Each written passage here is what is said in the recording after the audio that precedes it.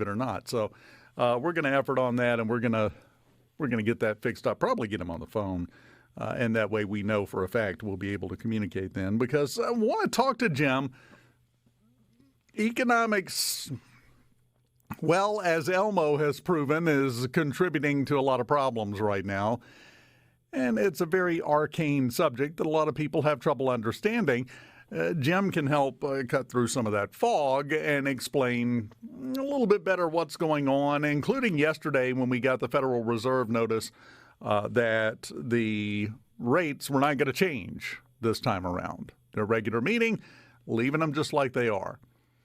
Having said that, things are getting better, and I believe, oh, look at this. We got the picture, but the audio on the phone he's holding up. Jim, how you doing, sir? Good. I was about to respond to your query. Did you get my name right? Yes, it is Leggette, and you were talking about the Garden State, New Jersey earlier. I lived there for a while, and I was Leggette, and they assumed it was Italian. That sounds about right. And I'm going, if it helps me get a good deal at the restaurant, I'm okay with it. boy, you're economics all the way to the bone, aren't you? I like that. And then to make it worse, most of my family is Scottish from North Carolina, so you know what we're like. Wow. Okay, so Rhino, if you would, jot a little note down in the booth. Let's not tick Jim off. We'll just start there and build, I think. It's... I started to say it was a big day yesterday economically because every month we get the notice on the Fed and whether or not they're going to do anything with interest rates. But right now, every day is big in economics, isn't it? Well, yeah, because we had the GDP report. What was it, 3.1% last week, and that's good. We'll see unemployment tomorrow, and then we'll see inflation. And I think if you're the Fed, you may have achieved Goldilocks solution or the soft landing. I mean, you figured out how to take the wind out of inflation, and you didn't kill the economy in the process. And that's something that was given very long odds when this whole thing really got cranked up. Nobody expected us to get that good of an outcome out of this. Yeah, because we saw when you fixed inflation in the 80s, and it was painful for quite a while. And then Alan Greenspan, when he was Fed chairman, to his credit, he never let it get out of hand. So therefore, it's not hard. The analogy I use sometimes is, what's the best way to get out of a ditch? Don't get in one. Yeah, that's exactly right. Drive better, and you can avoid that whole problem. Now, let me ask you this, and this, while it's not really firmly economics, it is at the same time. We're getting all these indicators. The GDP is up. Inflation is getting under control. Growth has slowed in pricing. We're seeing reports that rents are dropping and have for several months in a row. Why is everybody still convinced that the world is coming to an end? And why do so many people seem to still be struggling if things are doing so well? Well, I think that I got two or three answers there. One of them, it's an election year, so you're going to get everything from the world is going to end, and it's the best economy ever. I think, but there's now to get a little deeper is I think people still feel the sting when inflation got out of control, which was not an unpredictable outcome. I said to my wife when they started all this, we're going to hate this one day. And I was wrong in the sense it took 3 months, not 12.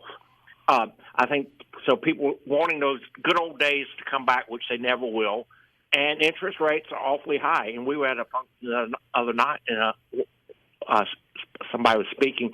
I remember when I got my first house, and I paid $13.5, and I thought that was great. And then I refinanced at $9.5, and I thought I was king.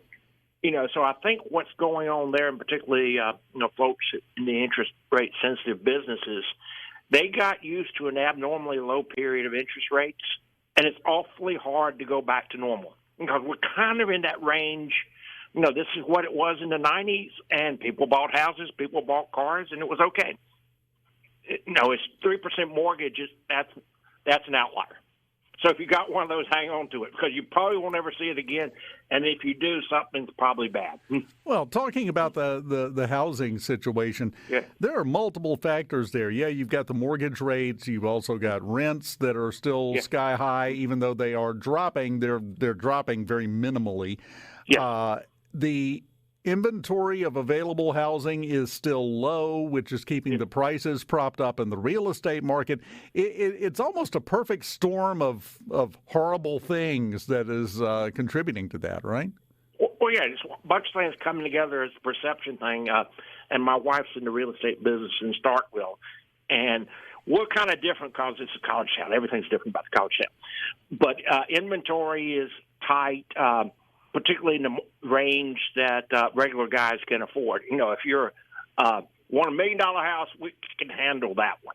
You know, and what she will tell you is because it's expensive to move, everything's kind of stagnated. You know, Dave gets a promotion, he gets a newer house that allows Jim to come in, and but she's optimistic. You know, because she just doesn't make money to figure this stuff out. They're optimistic that it's kind of returning to normal, and builders are starting to build again too, which is important. Now, because for a while they weren't sure, and then so I think it'll be okay. I think if this wasn't an election year, we'd think it's great, but it's an election year, so it's either the best thing ever or the mongrel hordes have taken over. It's all or nothing at all times on every single subject. But the housing market and what you were talking about there, I think highlights, to me anyway, and correct me if I'm wrong here, highlights a big factor of economics that most people don't consider. Most people live in the moment, and that's fine. But the economic picture you're looking at now happened 2 or 3 years ago. You're just now feeling it. That's right, yeah. And then I guess me being a studier of the dismal science, when we spent $6 trillion we didn't have, and by the way, that was a bipartisan decision. Let's be clear about that. But people forget that. First 4 were on the Republican watch. You know, they liked that, but didn't like the other 2. Arguably, both were too much. And then the low interest rates, it was going to catch up to you. And I remember saying this: "We're going to hate this one day." I thought it was going to be a year from now. You know, and maybe the other way to think about it, we tend to give our presidents too much credit when the economy goes well as when it's bad. And maybe that's okay because I certainly don't trust you to manage the economy. I know I don't trust myself. No, thank you. I will very, very respectfully and cheerfully turn down that opportunity. I don't want it. But you can armchair quarterback all day long. Let me ask you this. You talking about the bill coming due, if it were, a lot more quickly than even you thought it was. Do you think the speed with which that came around has contributed to how well we have recovered from it so far? You know, things happen a lot quicker than they think they did, and maybe fundamentally the economy was stronger than we thought it was because we kind of came out of lockdowns pretty quickly. Probably because I think you and I probably would have thought, okay, we're going to be watching Michael Jordan's Last Dance again on ESPN forever, and which was good, but not that good. Or I remember ESPN had a spelling bee competition. Oh, gee. Yes. Maybe even a rerun at that. But I think in the world we live in, events happen because one of my I'll call it my intellectual heroes, Milton Friedman, always talks about changes in economic policy with long and variable lags. To you and I, that means it's going to take a while, but I can't tell you how much. Because if you could predict it was 6 months, you could manage it. But if it's 2 years or a week, and his view, and I agree with it, but the best thing you can do from policy is have certainty, and then guys like you and I can go figure it out. And if you have a lighter hand on the wheel, you have a much easier time avoiding that ditch you were talking about. Or bouncing back and forth between the two. And if you come around here in like April, class goes in all this in great detail. Well, we're talking about bumper car economics with Jim Leggette, lecturer of economics at Mississippi State University. Can you hang on through the break? Sure. We'll continue talking with him when we return. I like how he keeps mentioning I get a promotion and I'm buying a new house. This is a great conversation. I want to keep it going, and we'll do that next in the Element Well Studios.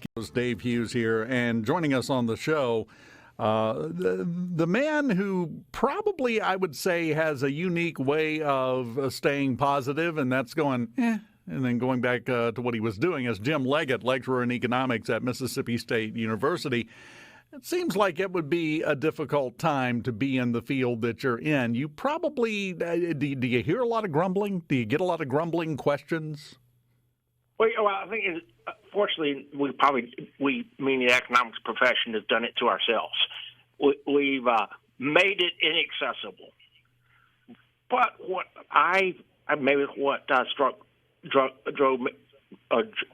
led me this way is, wait a minute. But it's just about trying to understand why people do what they do.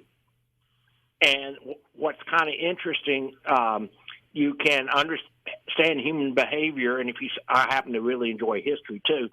And if you look at history, say, not so much from a story of personalities, which is interesting, but what are the economic motivations driving that behavior, then it's, this is far more interesting than you think you did. And one of the things I stress to students as well as myself is I read the New York Times every day. I like the reporting. Sometimes I think the folks who do the editorials, what world are you living in?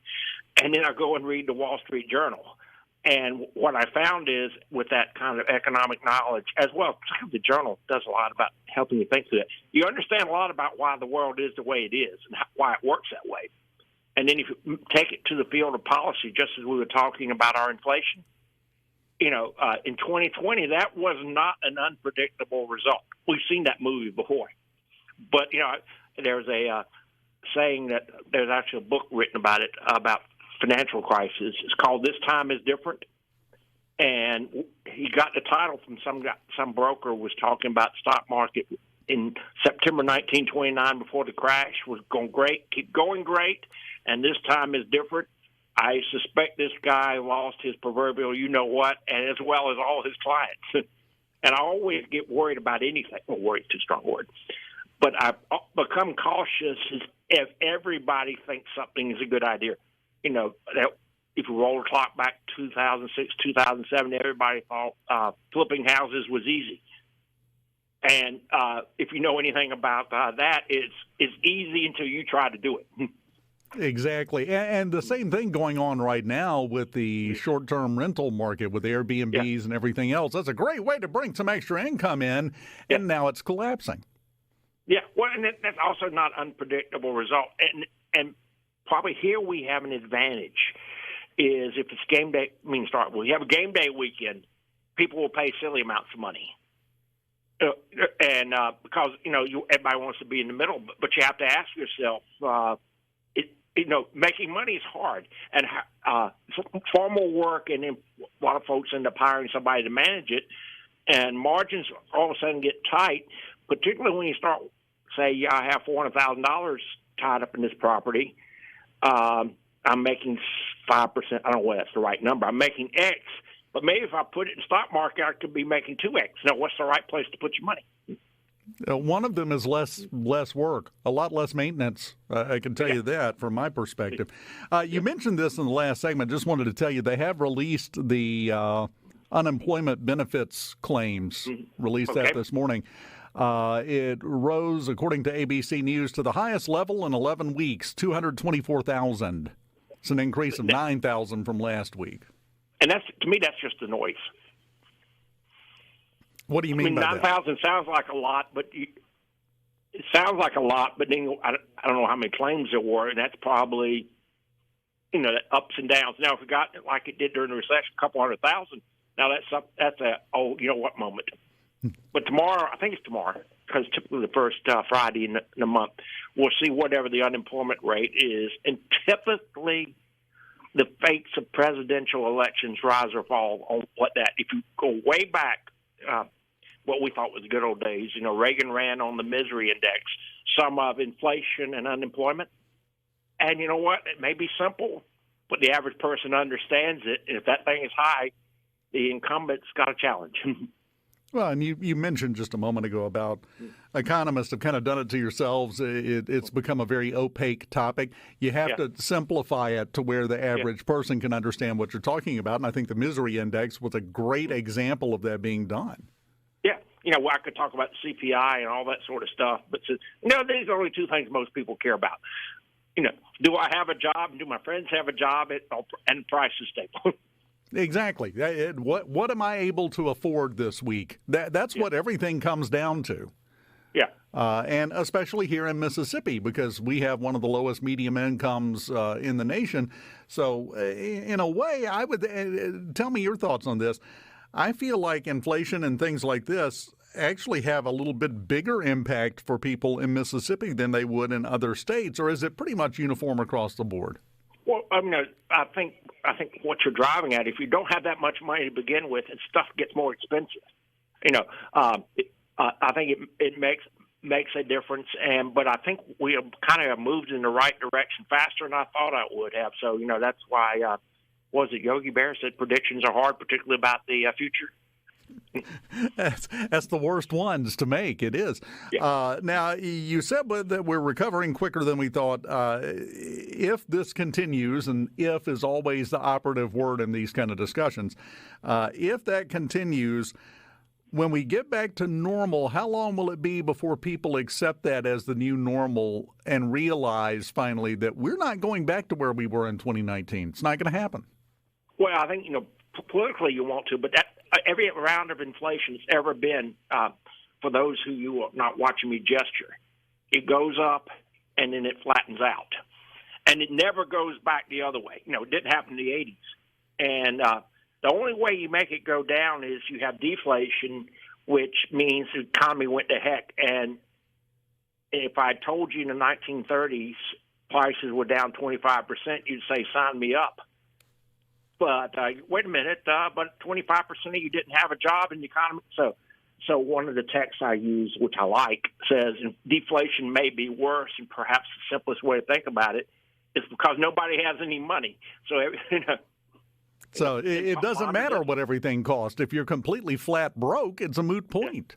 And then the prime rate was, ponder this one, the best rate for big Ford could have gotten that one, 0.75%. And if you keep the lights, no, I don't want any more. You don't understand. Well, and that almost falls under the category of be careful what you wish for, because those things are connected. You can't get that low interest rate without having the problems that come along with it to drive it down, usually, right? That's right. And part of the Fed does a part. But if people are feeling good about stuff and the economy is good, there's only so much money around there. And if more people want to borrow money, rates going to go up. It's kind of that straightforward. Let me ask you this. And you just mentioned this about if people are feeling good about the economy. And you talked earlier about, understanding human behavior and psychology. There's a lot of behavioral psychology in economics. Most people don't realize it. How much does that tail wag the dog? How much is people's attitudes about the economy? How much does that affect the actual numbers, the actual economy? Well, probably one of you can debate whether his ideas are right, but probably one of the most well-known economists ever, John Maynard Keynes, said economics is driven by the animal spirits. Which really means psychology. If you feel like the economy is going to be good, or you feel like your basketball team's or they feel what I think about the basketball team doesn't matter. But if the players feel like they can knock anybody off, they will. If they think they're going to lose, they lose. And there's a whole kind of interesting subtext or subfield of economics. It deals with expectations. And in the 80s, how they broke that inflation. They proved, Paul Volcker with Reagan giving them air cover, said, we're going to do something about this. And they did it, and they go, lo and behold, that guy did what he said he was going to do. And instead of killing the economy, it fell much quicker than everybody thought it would. And the research suggested that expectations, both in terms of what the leaders say, and more importantly, do they do what they say, makes a difference to the average Joe, because you kind of knew when Volcker was making a statement or Greenspan was making a statement, and pick your favorite president you like. Usually, when they say something, they did it. And it matters. Hopefully, on an interesting little story. Remember the air traffic controller strike in the 80s? Yeah. Reagan basically said, that's violation of federal law. We'll fire you, but if you walk out, they walked out. And then the military did. And there's a document sitting in the Kremlin archives assessing Reagan. So this is a rare politician. He does what he says. And that impacted almost everything you can think of. And that's probably a good life lesson. We are up against the break, out of time. I thank you so much, my friend. Talk to you again soon, okay? I enjoyed it, Dave. Take care, and we'll have to work on that promotion for you.